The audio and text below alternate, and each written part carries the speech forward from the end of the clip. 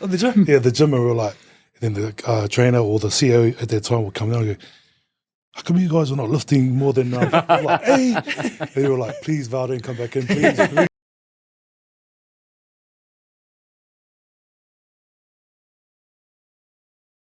Find Your Front, NZRL's official podcast. My name is Cliff Thompson. We also give a shout out to the One NZ Warriors for the collaboration on the space in the studio here.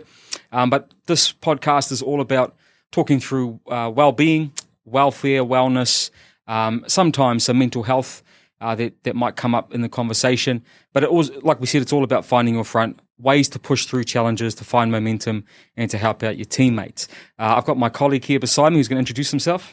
Salofa, kia ora, malolei. My name is Ali.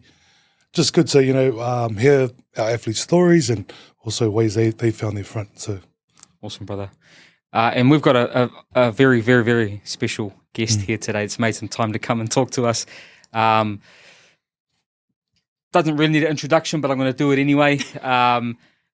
Olympian, athlete, mum, Queen of Tonga, Valerie Adams. Val, welcome so much. Thank you so much for coming on our show. Thank you. And sitting here talking with us today. In terms of letting you have the floor to introduce yourself and tell us a little bit more about you. Just again, who you are, where you're from. I know you've told that story a million times, but it's a nice starter for 10 to just kick us off and open up the show. Awesome. Malolele, ko kingoa ko Dame Valerie Adams, pea ko lele mai mei homa, tonga tapu. Koe whae ko lilika ki moana New Palau, pea koe kuta mai ko Sydney Barry Adams. My chiefly name is Tongi Tupe Oifungatawa, which is awesome, and I wear that with pride. My name is Valerie Adams. I'm from Tonga and England. My mum's Lilika and my dad is Sydney.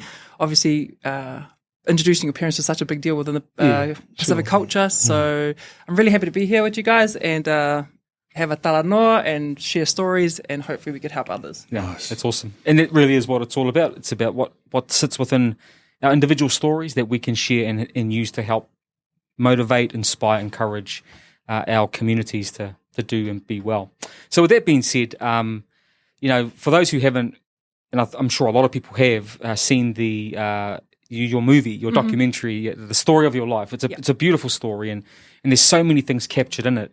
I wanted to ensure today that we talk about some things that might have been highlighted in it, but we could take a bit of a different angle on it or get some other information about it. But as we go back to, we look at our Polynesian communities as a start point and our female athletes in sport.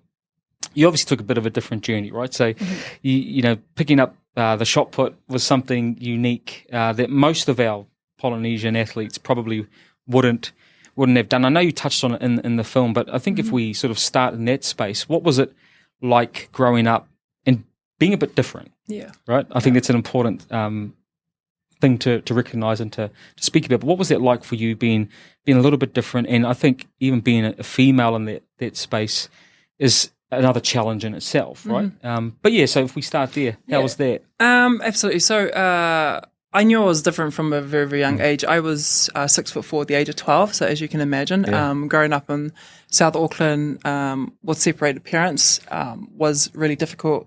That was quite a challenge because my dad was the tall person and my mum was, she was fairly tall, but I was really tall as a young female. I grew up with my mum and my stepdad. I also had an older sister, Patty. So navigating life as a student or as a child was not the easiest thing because I never fit in anywhere. I never fit into class. I never fit into assemblies.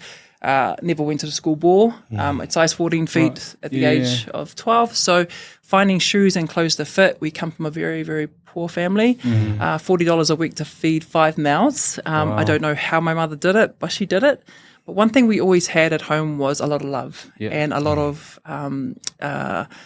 teachings of the church, the gospel, which we were a big part of. My mother served the mission, the LDS church, and we just had a lot of that, but we never had anything materialistic as such. When I first started in athletics, basically it was school sports. My PE teacher threw me into throwing events because obviously she thought I didn't have any potential in the running, which I thought was pretty rude.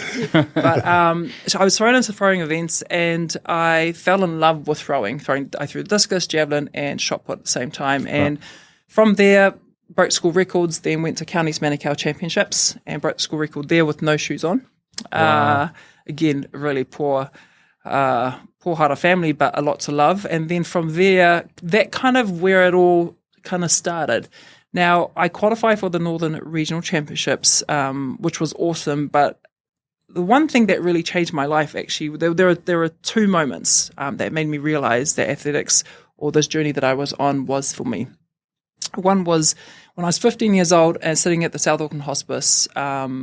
We got moved from the Green Lane Hospital into the South Auckland Hospice because I thought we'd overstayed our mark at the Green Lane Hospital. But it was really because they couldn't do anything else for my mum, and my mum was going to die. That's basically it. But as a young 15-year-old from South Auckland, you just did as you were told. Yeah. We got on an ambulance. They chucked us down at the hospice down in Manurewa. And on the 15th of September, my mum, I was watching the opening ceremony for the Sydney Olympic Games on TV, and I'd just done athletics at this stage for 6 months. That was like, whoa, it was, quite an experience. I thought to myself, one day I want to be there. Yeah. And the 16th of September, my mum sadly passed away in my arms as a 15-year-old holding your mother who was 39 years old, and she passes away. That was a critical moment because when you're from South Auckland and something like that happens, what do we normally do? Or what is the norm, right? Sure. Stay home, drink, get on the piss, go on a dole, have babies, live off the government, whatever. But a dream was born. A dream was kind of created in that very moment. The other really important moment in my career where it helped me to end up in this space was my PE teacher, Mrs. Tunganga, buying me my first pair of Nike shoes.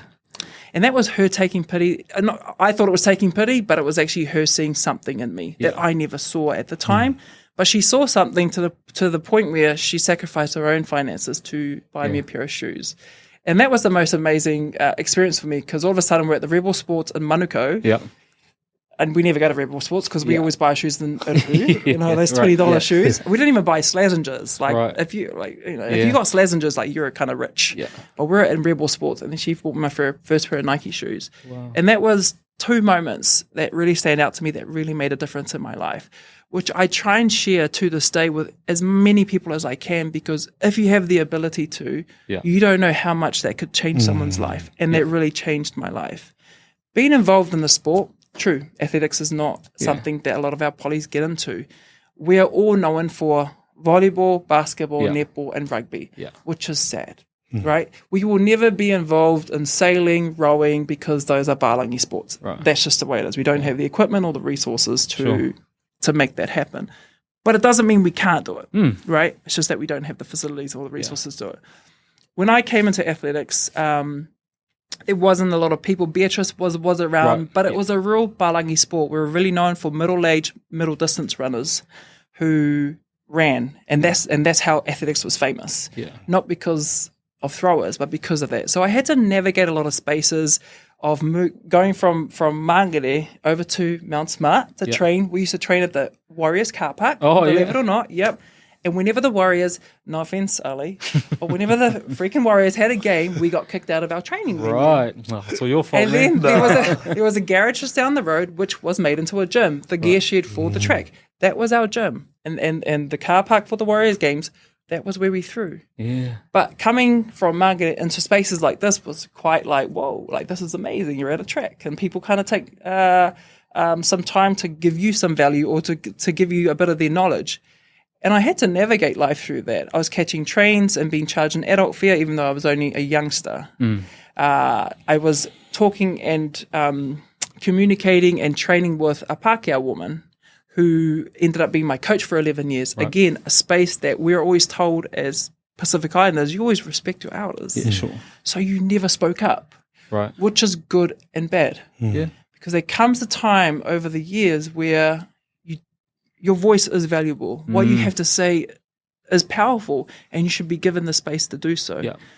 So I found myself in a bit of a pickle in trying to navigate these two areas, especially when my mum passed away. Because all of a sudden I was very dependent on this coach because that was the only family that I was able to be a part of, and because we're on this journey of becoming or wanting to do something, and that's within athletics. And 4 years later, after that dream was born at the South Auckland Hospice, I ended up at the Olympic Games in Olympia, which was incredible, but one that really changed my life forever. Right. Because I then soon realized what athletics could do for me and my life and the path it has landed me in today, which is wonderful. Yeah, no, it's amazing. And no, it's a funny story because, you're talking about the Warriors. I remember Val used to train at the Warriors. Oh, the gym. Yeah, the gym, and we were like, and then the trainer or the CEO at that time would come down and go, how come you guys are not lifting more than I'm like, hey? And they were like, please, Val, don't come back in. Please, Val. So those moments there kind of made us.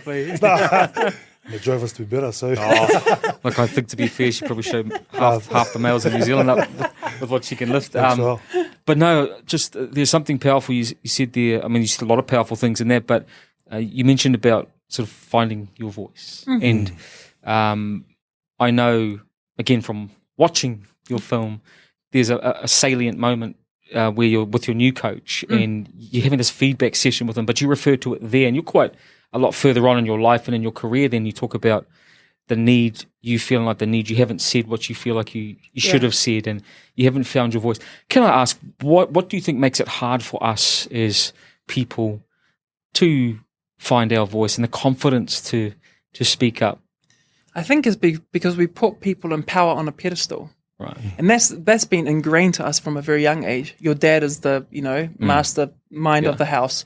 You go to church, the pastor is the mastermind. You come to training, the coach or the manager, or we have put these people on the pedestal, right? And all of a sudden we have a different type of respect. What they say overpowers what you think or what you say. Sure.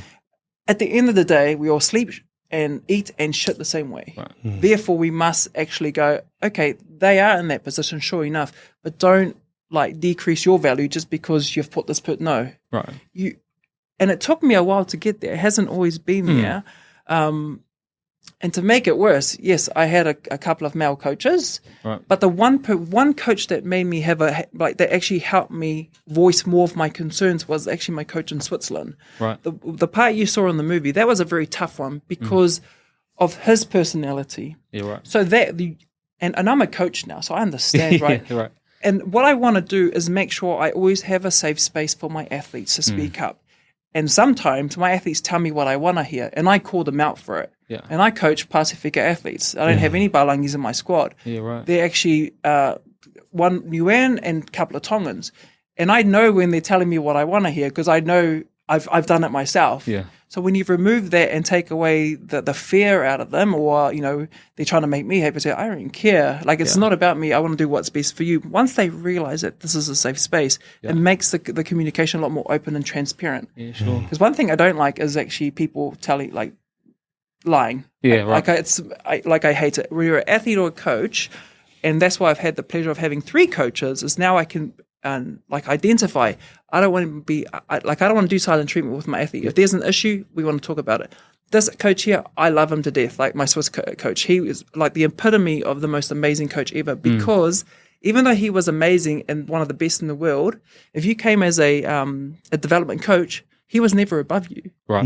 He sat down, he listened, and he conversed with you because he knew you wanted to learn, but he also may learn something of you. He was never better than anyone else. Yeah, right. And then you got the third coach, was always he was walking around with his head so high that it was very difficult to pop it and come into that space. So having those 3 experiences, I want to make sure I take all the good stuff, and then create my own way of coaching. And then install that into my athletes because it's hard. It's not easy, especially at high performance level. Yeah. Well, it's so true because you see these days, I remember coming through and then hearing why do poly players they find it hard to communicate with the coaches, and it's also that eye contact. And I think it's cultural. Culturally, it's I think it's kind of not ingrained in us, but we're used to it. And so growing up, it's probably the same in in a Māori setting too. So. That was pretty good because I think there's 2 ways you can either submit to it, and then obviously when you come into these spaces, it just feels like you're not worthy or your voice is not acknowledged. So it's massive because I know that there's kids out there that are listening in that they need to speak out, and I think for coaches too having that safe space for them for. Your players to talk. I think that's massive, eh? Yeah, having safe space. And And I like that. And I think I agree. I think that it's nurturing a person's value, because everyone's got something to add and to bring, and to be a student in the room as well as a teacher, I think is a powerful place if you can come from that. And so when I thought about it, when I saw it and I heard you talking about, I think it's a really powerful thing, because even I think as we get older, I mean, I sit here and I'm 40 years old now, and I think about there's still probably spaces where I could use my voice, and probably have to find that. So I think we're always on that journey of developing that as well. If I can jump to a little bit about, obviously, you represent New Zealand quite young, right? And then we know you go on to 5 Olympic Games, I think it is, and I mean, amazing. Some people wouldn't even get to 1, let alone you get to 5. And I do want to take us on a bit of a journey and talk a little bit about some of what that, not as like just to make it, but also to maintain it. Yeah. It's one thing achieving something, and it's another thing then maintaining a level of high performance and excellence for so long. Yeah. But if we can start there, your first time you represent New Zealand, you make it at that level. What was that like, and the tension between the elation and the nerves? Self-side. Yeah. It's like acknowledge athletics is such a hard, difficult sport to make it in, one of the hardest in the world. Right. Secondly, the other challenge was it being an individual sport. Right, you are the only person out there. You don't have teammates like in rugby or anything else. Right, it's just you and the circle and the shot and 4 million people at home wanting you to win at every cost. Yeah, at every cost. Getting there was it's easy to say now, was the easy part. Maintaining such a streak over 109 competitions unbeaten was the hard part. Wow. But then there are a lot of consequences to that. Yeah, because the day I lost all that streak. Yeah. That was a day that I never, I kept hearing about over and over again, because all of a sudden, I'd failed. And that was probably one of the hardest parts, because then you realize, as a nation, we love our players and we love our athletes when they do well, but we suffer from tall poppy syndrome. It is a fact. And every rugby player and every sports person, when they go out there, they want to win, they want to do well. They don't go out there to get second. But that's sport and that's life, and we have to deal with it. And one of the most amazing experiences was actually, I wouldn't say amazing back then, but now looking back at it, the London Olympics. I went in, one of the best in the world. Yeah. I was, best shape ever. I'd popped out 21s the whole year. I was firing on all 4 cylinders. I go to the Olympic Games. I don't get entered into the competition. People don't know this is going on in New Zealand. I go to the Olympics, and then I finish second. Right. That night, you're a disappointment. This is no good. La la la. So you're mentally trying to deal with this. 7 days later, I'm a national hero. Yeah. Now that really plays with someone's mind, but that's just the space that we have to navigate as athletes. Maintaining such a streak and maintaining such a high performance level takes a lot of guts. Yeah, takes someone with a very special type of way of thinking. Yeah. You need someone that's going to commit and who is not afraid to push the boundary physically, emotionally, and mentally. To the point where you uplift your life to go and live in Switzerland for 8 years, to a point where at every cost you're there to win, to a point where they basically strap you up to go to the next competition to do what you got to do. Your sports funding is dependent on you for over 10 years. Right. Their KPI that they set out is to win 1 gold medal. Yeah. I mean, there's 2 people in athletics. Right. The pressure is on from day dot, and that is being publicized nationally, and that. But with every challenge, I take it on like a soldier. I love it, and that's why as athletes we go up and we crash. Yeah. Then we reconnect, focus, get reviews, whatever, people on board. Then you jump back on the bus again, and off you go. And that's where I come back to the bus analogy, which I have explained a few times. Is every time my bus goes to a different campaign or goes to a different championship, everybody on my bus has to add value to my bus. Yeah. This is why. It's because and each player in the team should have their own bus. Yeah. Because they're all heading towards the same campaign or the same championship, but they need to make sure that the people on their bus individually is there to add value, not to hold it down. So in my bus, I'd have my coach, physio, chiropractor, S&C, video analysis, nutritionist, and then eventually later on kids, etc. But they're on your bus to add value. The moment you feel people are not adding value to your bus, but they've dragged your bus back, or and that could be them not giving you 100%, or them not sticking to their knitting but trying to be a botsit, and the physio wants to become a coach and the coach wants to become a chiropractor. Once that happens, you as an athlete need to call them out.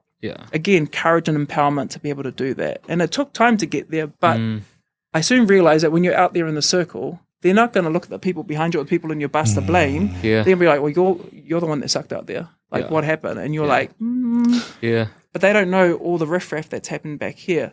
So to be able to maintain such a high-performance environment with high-performance people, I needed to get to a stage where I didn't care or it didn't bother me how I dealt with my bus. And it was always done with a very loving, respectful way, but everybody needed to understand the assignment. And that comes with clarity, right? Completely comes with clarity, completely comes with honesty and transparency. So people on the bus know this is where we're going, this is the checkpoints along the way. If at any stage anybody on the bus has an issue or has a question, we stop and review and talk about it and listen. And if they need to get off the bus, that's okay, because you can pick them back up.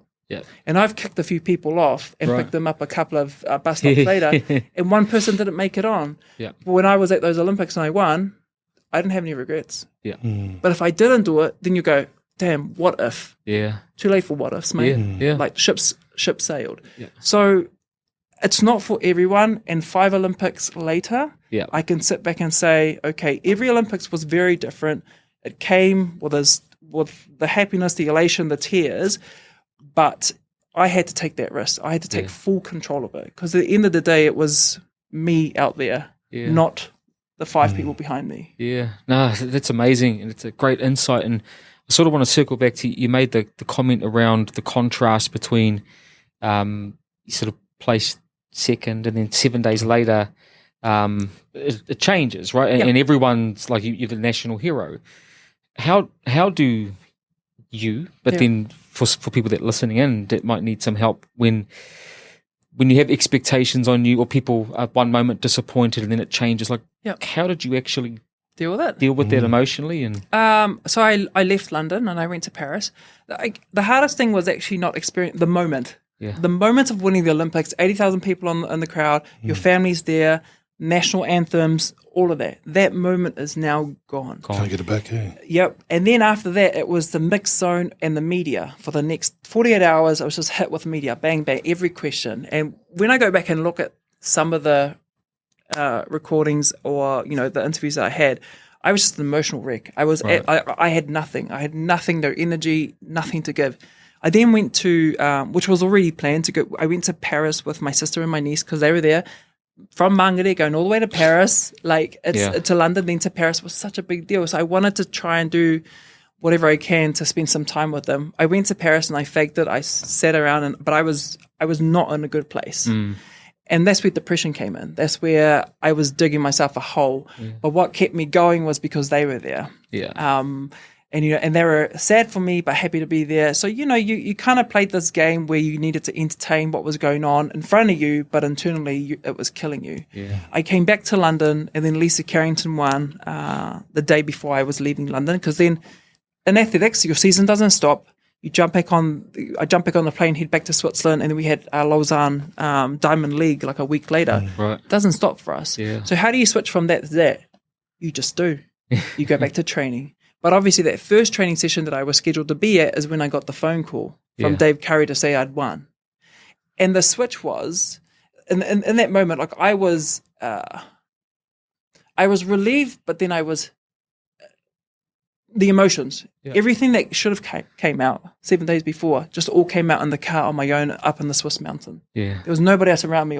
Someone just told me I was the Olympic champion, and I'm supposed to celebrate this with 80,000 people. I'm sitting around these pine trees looking at me, and I'm just bawling my eyeballs out. And then I compose myself and end up at someone's house, at coach's house, and share it with them. But it was the moment that was taken away. And the way people changed and switched from disappointment to national hero was damaging. And the type of damage that normal Joe Blobs think that, oh, why? What? It's all right, you've won now. Actually, it's not that. It's the It's a sacrifice. It's a sacrifice I'd done beforehand. It's the fact I'd moved to Switzerland for 2 years to make this happen. It's the fact that, I'd been through a divorce before that. All of that I had to deal with, packed it away and fixed that up, and then went here to make this happen for New Zealand. Yeah. When I win an event, happiness is not the first thing that comes through our minds. Yeah. What do you think is the first feeling that comes through our minds and what we feel as soon as you've won an event? What goes through your mind when you go if you've won a game, a very important game? What's the first feeling you feel as an athlete? Yeah, I'm like, I did it. I don't know. I'm thinking about all the stuff that I went through, Right, yeah. For us, it's relief. Yeah, relief. Yeah. Relief, but then if it hasn't gone well, then you start going, crap, so you have literally probably less than 10 minutes to get your answers and compose yourself before you walk through that mix zone. And the mix zone's like this, 100 meters long, of just media from all around the world. Yeah. They capture you from every angle, and you can't escape it. Yeah, wow. So there's two different types of the mindset, and also it all dependent on the interviewer, how they're going to come at you. You've disappointed the nation. How are you feeling? Yeah. Great, wonderful. Hope everybody's having a ching for me tonight. Do you know what I mean? Right, yeah, so sure. it's very different. Where in the team environment, you got a captain. Yeah. Then you got the rest of the team, so you can share those feelings with the rest of your team. So how did you cope with it? How did you? Nigel No Mates over here. It was me and old Nigel over here just taking it on ourselves. And the worst thing was when I returned to Switzerland, I lived up in the training centre with one bedroom, just me, myself and I. Yeah. So it was a very hard battle mentally, but everything changed within 7 days. Yeah. So it was 7 days of darkness, and then all of a sudden the light came out.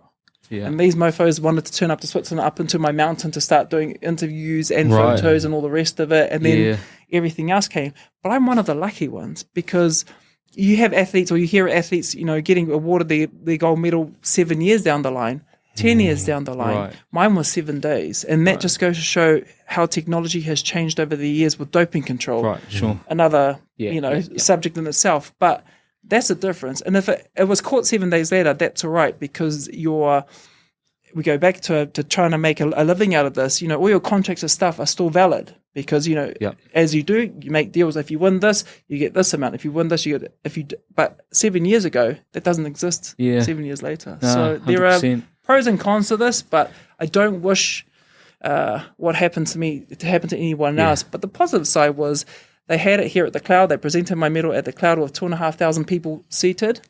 And my family were able to be there, and my niece, brought the medal up, and everybody enjoyed the medal together, which was wonderful. Right. So it was good. And it's great that obviously, you can see the upside and, the beauty of some trying circumstances. But you also mentioned about the bus, and I want to ask a little bit about that. Yep. I think it's a cool analogy. But you talk about the values, people that add value to your bus. Yeah. To give us a bit of an insight into the things that Dame Valerie Adams values. What are some of those things for a person that, to meet that value criteria, that would need to be on your bus? What would some of those values be that are important to you? For me, as a high-performance athlete, it's time and expertise. Yeah. Really. It's really their time and expertise. And if everybody understands the assignment, you got to get the buy-in. Yeah. They're here for this reason, they're here for this reason. But if they come and be like, I can just chuck this on my CV, I'm going to find out and I'm going to boot you so far up your boo hole that you ain't going to come back, type of thing. But it's just time and people's expertise. Wow. Sports only lasts this much of your life. Yeah. Your life is like this big. So you got to make every day count, every moment count.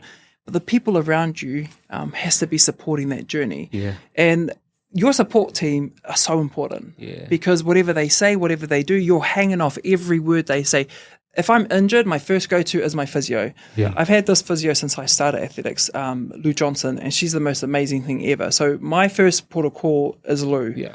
I don't even go to coach because that's just a relationship I have with Lou. And then we come up with a plan, and then from there we go to coach and let him know what's going on. Then she knows what people, who do we need to pull in, doctors, et cetera, and then how does this impact training? Sure. So the people on your team is people that you need to trust, and they trust you. They got to understand that they're there for a job. Yeah. This is their job. This is also your job. And this is a business transaction, but a bit more intense. Yeah. they've also got to be able to gel with me. Yeah. My sense of humor is quite out there. So if we're not going to vibe, this is not going to work. Yeah. It's a bit like a relationship, So time and people's expertise, but understanding the assignment. And this could be as an individual, someone that's working in some, corporate or whatever like that, or even in a team environment. You guys have a big bus, but individually, you got to see who fills your cup and who gives you the time. That could be your wife, children, your own personal physio outside of this. Your best friend could add value and fill your cup, but they're there for a reason. They're there for a purpose on this journey with you. No, that's awesome. No, that's really, really cool. No, I was just going to ask, what do you do to relax? So, do you ever relax, or do you chill, or chill? So I like gardening. Gardening. Yeah. Gardening, a bit of a green fingers. I like gardening and mowing the lawns. Nice. I'm an active relaxer. So you and Cliff are the same, eh? Mowing the lawns, yeah. It's a bit therapeutic for me. It is, yeah. I love the smell of freshly cut grass. Nice. And but I do a lot of that. And obviously being a mum of 2 children, my son has type 1 diabetes, my daughter has mild autism. Yeah. So going to my 5th Olympics after having 2 kids, it was quite a journey in itself, and the journey to have my second child was just quite a journey in itself. But I love spending time with them now. That's my relaxing time, which is not really relaxing. Really. No, yeah. I mean, let's be honest here. So when you do have an opportunity to go away for one night like I did to Tonga, you can guarantee I had 6 hours of uninterrupted sleep, which is amazing. But my biggest issue, one of my biggest challenges right now is getting enough sleep and and trying to fill my cup and do what I need to do to be a better version of myself for others around me. I give a lot. Sometimes that empties you. But I have been told many times by people around me that my capacity is a lot bigger than most. Sure. And sometimes I forget that, because I'll be like, what's wrong? And then they're like, telling me it's hard, etc. I'm sitting there like, really? Which means you move at a different pace. 100%. Yeah. And the capacity, but I think that all comes down to experiences you've had in the past as a young child. What you've had to do, for me, was looking after myself from a very young age, having to work from a very young age, fending for yourself. My upbringing has enabled me to have a bigger capacity. My experiences in life with separations, children with special needs, breakups of coaches, moving around, all of those things have really influenced the way I am and the way I deal with things now. And that's why, yes, I can take so much more on my plate than a lot of people. Yeah. No. Thank you for coming on, eh? It's just like, oh, man. But no, on that, and there's a lot of that I think is relatable for, I mean, I know myself, probably not obviously to some of the things that you do, but I think of myself too, like I'm a very active rester. I can't sit still too often. I've always got to be having something to do, something to try and achieve, or just, hey, we could try this. Let's go and do that. But there was one thing I wanted to ask you, sort of around that, as a mother, as you mentioned your children, your beautiful children, but then you're also a mum that's, at the time with the Olympics, the last Olympics, like having to be away so long. And I know when I think back, there was one point in one of my other vocations in my career where I had to be away from home. And this is the moment that sort of got me when I watched your, because I could relate. I had to be away for 6 months from my boys were young at the time, and I was touring, and I had to be on the road for 6 months. And they popped over right before we moved over to Australia. I moved over. They popped over with me to move in, and then they had to go home. And I had this moment where they were leaving. And when I saw your film and I saw you leaving home, it got me, right? Because I could feel it. Because my babies were around the same age, and it flooded everything back. But how do you do it, Val? Like, I mean, because I've got my way that I've flubbered through it. But, I think at that level where you're trying to achieve something great, and your why is your family, and and then you've got the weight of New Zealand that sits on top of that, and high performance in sport New Zealand, but then you just want to be a mum. I think it's fascinating and amazing, but how do you do it? And how do you have the courage to go and do what you have to do and still be be a mum and have some grace for yourself to be a mother? That was through COVID too, eh? Yes, it was. Because the original plan was we were going to move to Switzerland. They were going to be with me. I was going to train, and I was just going to go pop over to Tokyo for a couple of weeks, then come back. That's what the plan was. And when it all came that I had to leave for 4.5 months because there was the training camps, the Olympics, and the Paralympics for Lisa. I had to stay back. When I left the house, when I said goodbye to them, it broke my heart, broke every ounce of my being that day. But I understood the assignment, right? So I know that they were safe. I know that they're home. And kids are great. They're resilient. My gosh. Like, they'll cry for 5 minutes and be like, see you later. Sayonara. But it's you that gets killed. It's you. And I had to live in Christchurch whilst trying to, achieve this goal of going to my 5th Olympic Games. I knew I had one more shot at this. What I didn't want to do is not take the opportunity to do it. Not only for myself, mainly for my babies, because they are my why, but for every female athlete out there, every mama out there who doubted themselves, even for a slight second, that they couldn't do this, or they don't want to do this, or, oh my gosh, it's becoming too hard. Bloody hell, you can do it. Yeah. With some support around you, with the will to want to do it, and actually backing yourself and taking a risk. Yeah. Because as a mum, body changes. Not once, but twice through the ringer, and having my gut cut up basically 3 times, 12 months before, 10 months before I qualify for the Olympics, is not easy from a recuperation, recovery, rehab point of view. That was a challenge in itself. But that particular day broke me. Absolutely broke me. And as soon as I jumped onto the plane, I sat there and I refocused myself. It's like, this is for 4.5 months. Like, I took every energy source I could with me on that plane, knowing full well that if I needed to get energy, they were my energy source. And technology these days, FaceTime became, that was our go-to. I was there for a purpose and a reason, and there was an end to it. It wasn't going for the unknown of, am I going to come home? Absolutely not. We knew, and everybody on the bus understood the assignment. My kids didn't, but I hope one day when they watch the video, when they know what mum does, I love it. They don't care what I do. They just want to be fed, cuddled, and all the rest of it, which is amazing. But the story is bigger than just that. That moment was hard, but I'm hoping that this story and that this journey helps and inspires more than just what's around me. Oh, definitely. And I think it does. And I'm so glad you shared that perspective, because in the rugby league scene at the moment, the women's game is exploding. So becoming, obviously we're professional league now with the NRLW. And the reason I say it's so powerful, I mean, you've sort of carved the way and paved the way for a lot of not just our female athletes, but athletes as parents, because we talk about this women's space. Like, a lot of our rugby league women that are now taking up these contracts to play professionally for long periods of time are having to deal with these very things. How do I leave my children for 4 or 5 months, and then be able to, like you said, like that why, that locking in, that and I think I like what you mentioned, that your kids were safe, that they were with people that loved them and that would care for them.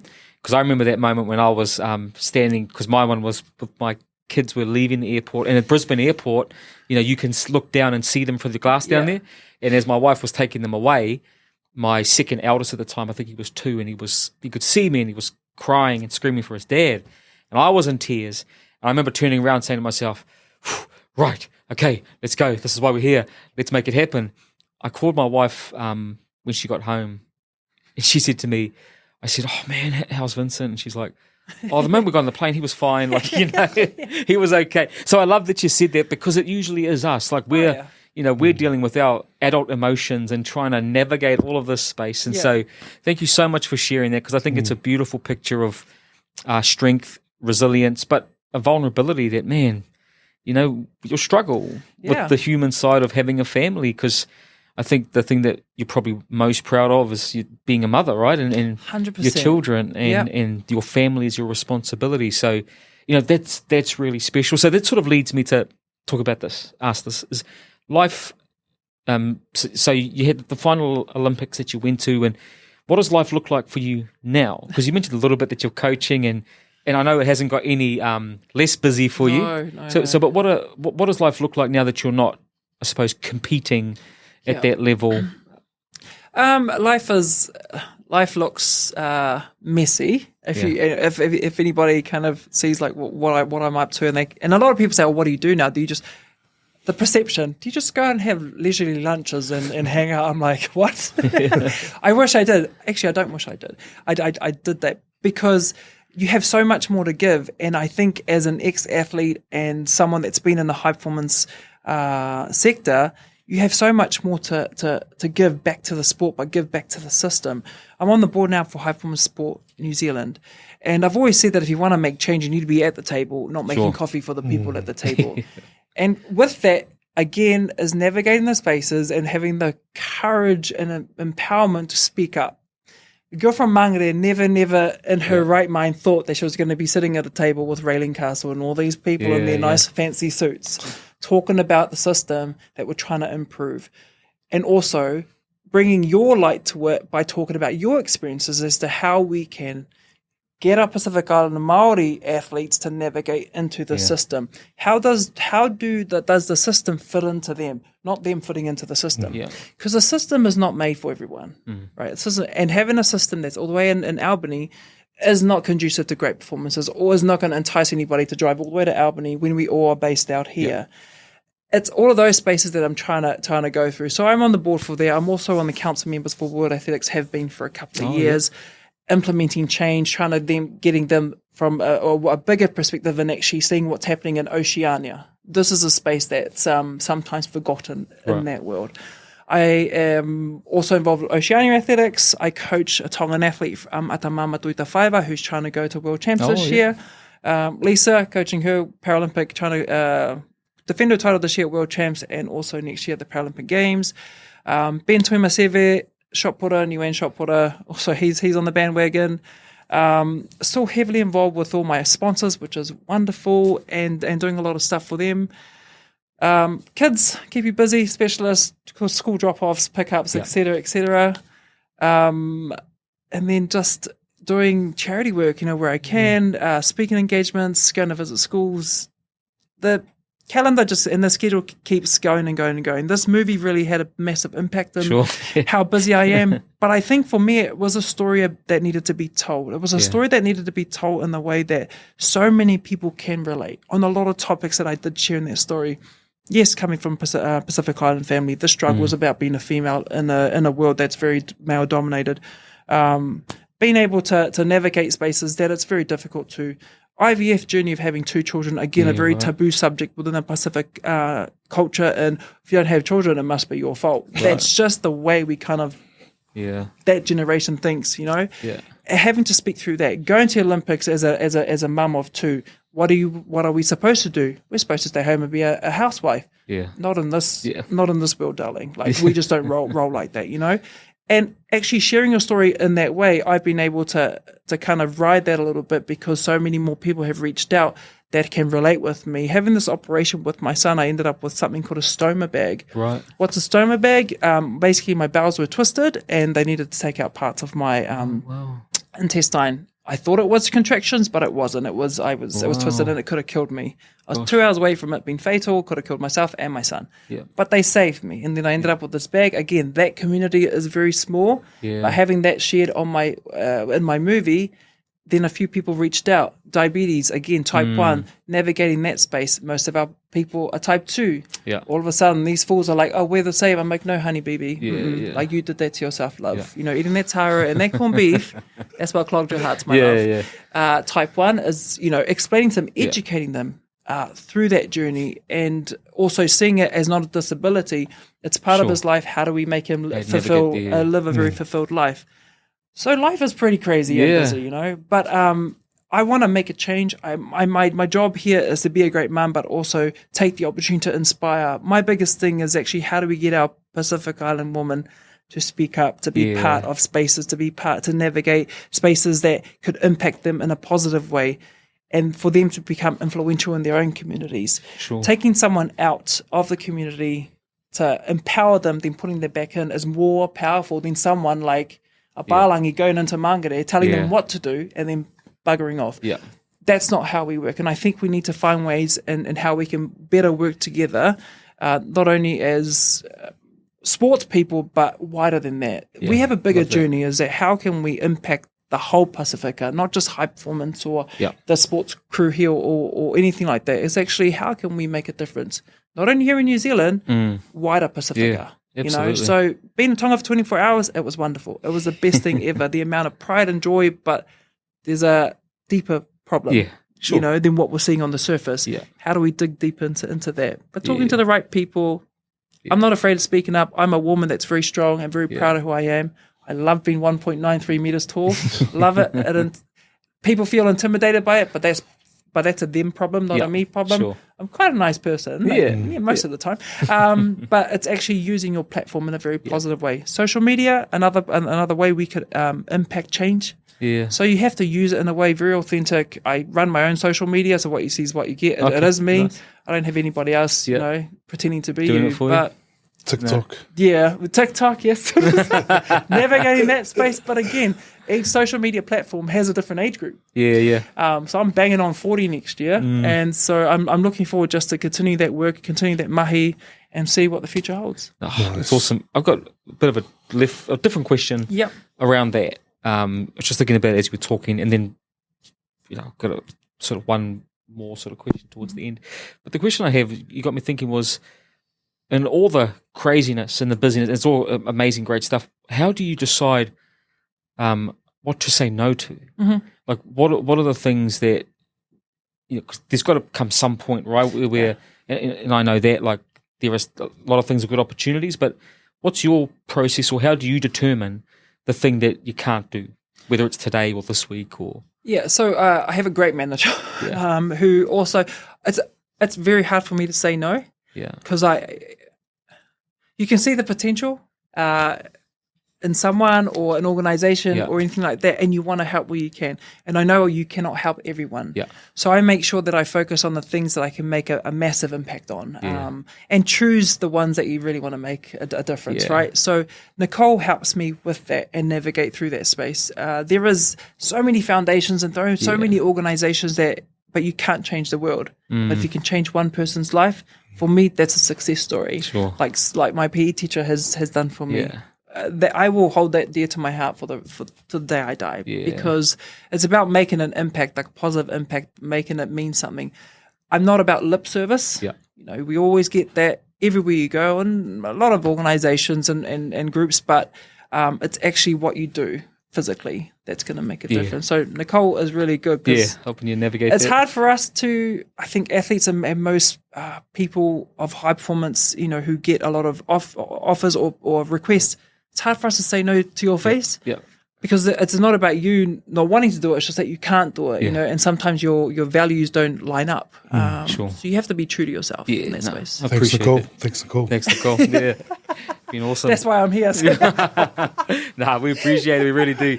Hey, look, my final question, and then I'll just see if Ali wants to add any final thoughts. Cool. But the show's called Find Your Front, and again, a rugby league term. But wider than that, we think it represents, how do we navigate through life's challenges with momentum and try and keep going for you, and all you've been through and where you are right now. What are one or two anecdotal things or well-being tips or tools, things that you do for yourself that keep you well, that help you find your front? So making time is for me. Without kids, without business, without anything else apart from myself, I struggle with that, but I acknowledge I struggle with that. So I'm aware. So I try and make time. That's one thing. Second thing for me is as simple as sleep. Because if I'm not clear in the mind, if I don't look after myself, I can't help anyone else. So I try and do that. But the third thing, and the one thing that I cannot compromise on, is actually physical well-being. Right. Because if I don't train, if I don't do a little bit of a workout or something, it really just plays with everything else. Gotcha. And because you've trained for over 25 years, you can't just stop cold turkey. Some people can, don't get me wrong, but I can't, because that really impacts my mental health and well-being. And I could be in the gym, in my home gym at 10 o'clock at night if I need to be. And it could only take me 20 minutes to make a change and make a switch.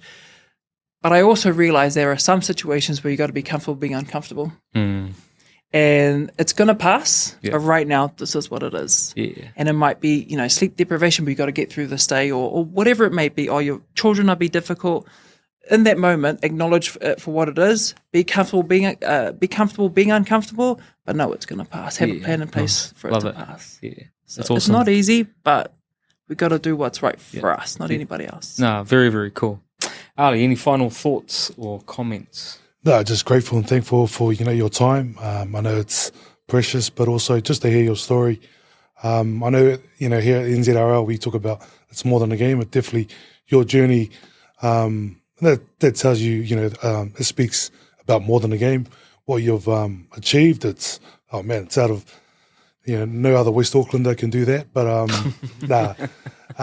amazing. I love the fact that you're proud of your Tongan heritage, but also your New Zealand heritage, and that speaks to the many, but also the way you carry yourself. You represent, our females, but just New Zealand people in general. Speaks volumes to us. So thank you so much, malo lele, or malo pito. And and I just want to say again, not just thank you for giving us time today. We really do appreciate that, but thank you for being who you are. Thank you for having the drive that you have and being the inspiration that you are.